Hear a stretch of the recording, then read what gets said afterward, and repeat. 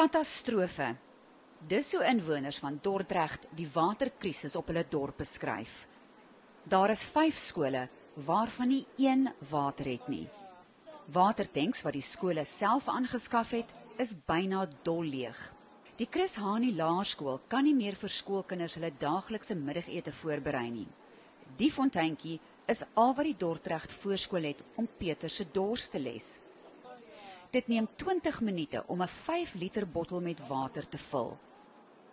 Die Andersendam voorsien die dorp van water, maar die watervlakke is so laag dat water nie meer uitgepomp kan word nie. 'n Spesiale waterpomp moes intussen geïnstalleer word.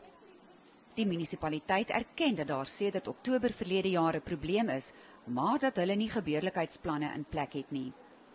Die Chris Hani munisipaliteit het vandag aan Enies gesê dat hulle 4 stukkende boorgate gaan herstel.